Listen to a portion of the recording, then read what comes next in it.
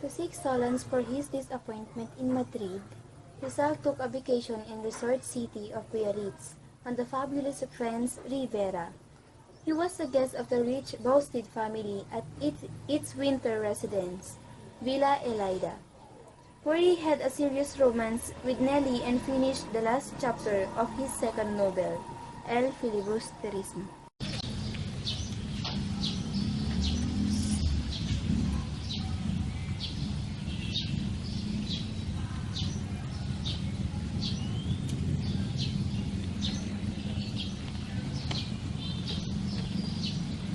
Hello, Rizal. Welcome to Villa Elida. Thank you, Mr. Boustead. This is my wife and my two daughters, Nelly and Adeline. And here's my sister, Sandra. I know you are tired. You need to rest for your room. And I show you your room. Because of refreshing air and the festive atmosphere of the city cheered his despondent spirit and made him forget the bitter memories of Madrid. Rizal, writing from Biarritz to Mariano Ponce on February 11, 1891. I had put on much weight since I arrived. My cheeks are no longer shrinking as before the risk. That I go to bed early, I have no cares. With its romantic gardens, delightful villas, and panoramic beauties, is an ideal setting for romance. Rizal, having lost his beloved Leonor, came to entertain Nelly. Then he wrote to his friends a letter about his love to Nelly and intention to marry her. To my friend. In your letter, you talk repeatedly of Boustead. To the woman that according to your letter is also Filipino.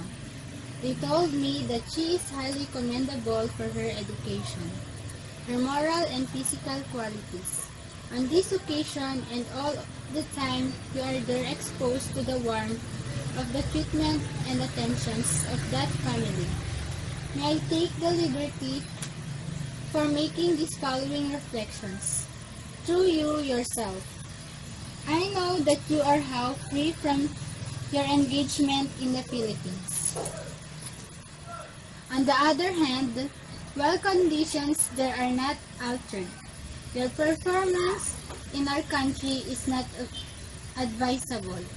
And even if it were so, they would never leave you in peace on your home. Consequently, by marrying there, I fear that instead of happiness, you would only find bitterness and trouble. And what is the remedy?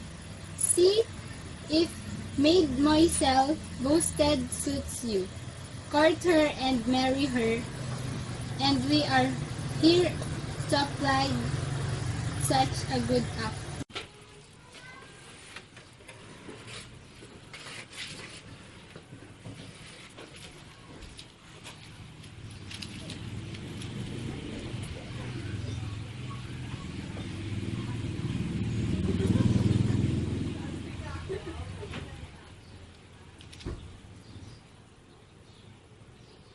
Mr. Thomas Arreola, shown his care in this letter.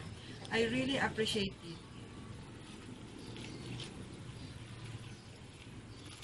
Oh, this is from Antonio Luna.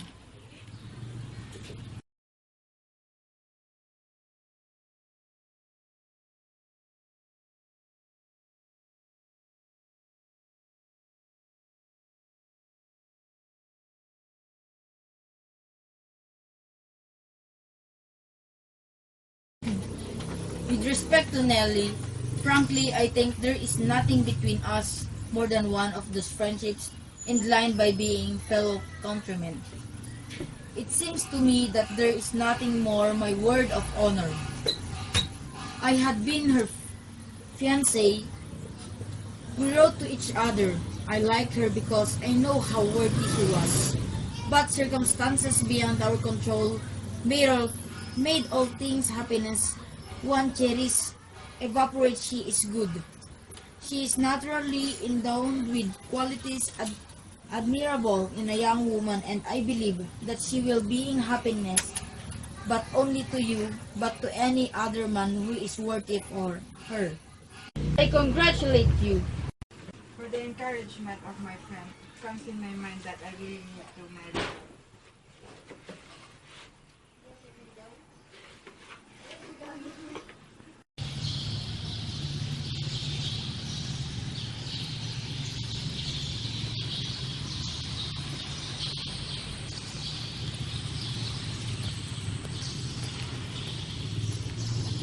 What are you doing here, Mr. Rizal? I need to tell you something.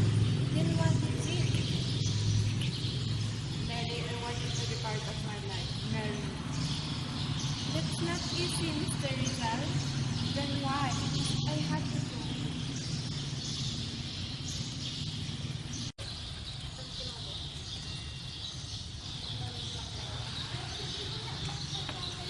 What happened to you? It looks like you're so haggard.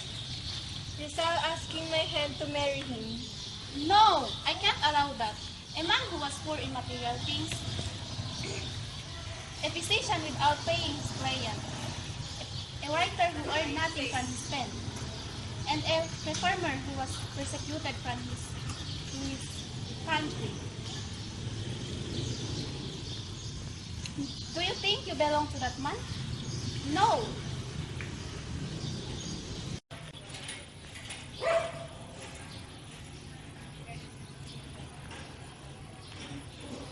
Nelly, tell me now why you can't marry me.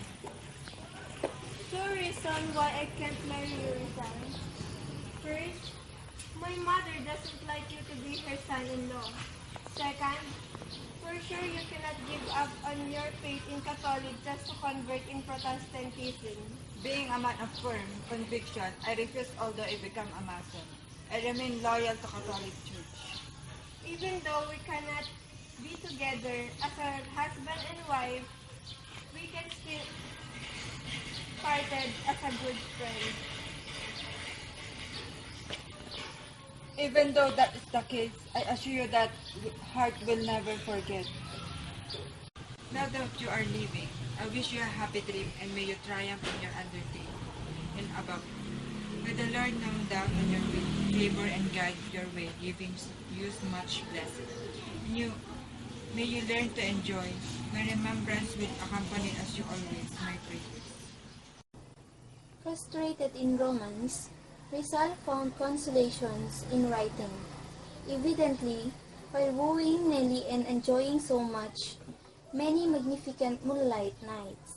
With her, he kept working on his second novel, which he began to write in Calamba in 1887.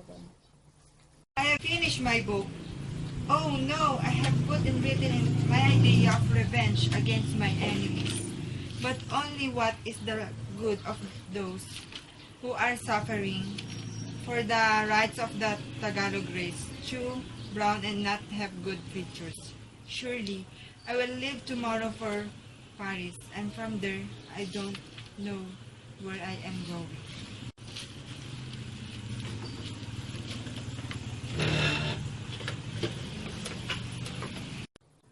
As he had written to Blumentritt, Rizal bade farewell to the hospitable and friendly Boustead's family. And then after that, on March 30, 1891, Rizal proceeded to Paris by train for revising the El Filibusterismo for publication.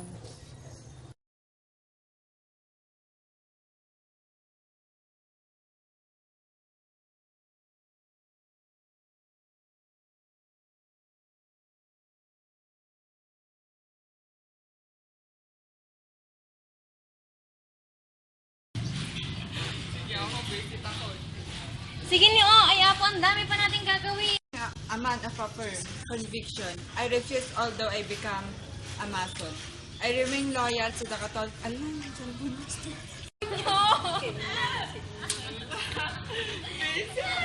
Rizal proposed me. joke. I have put on my... We are here to apply such a good act. Rome. With respect to Nelly, frankly, I think there is nothing between us more. With respect to Nelly, Frankly, I think there is nothing between us more than one of those friendships inclined by being fellow countrymen. It seems to me that there is nothing more my word of honor. I had been her fiancé. We wrote to each other.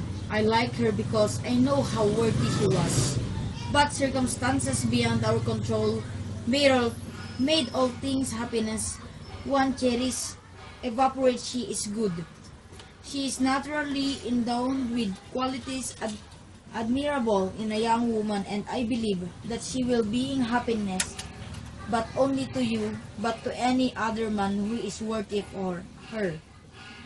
I congratulate you as one. Congratulate. Congratulate.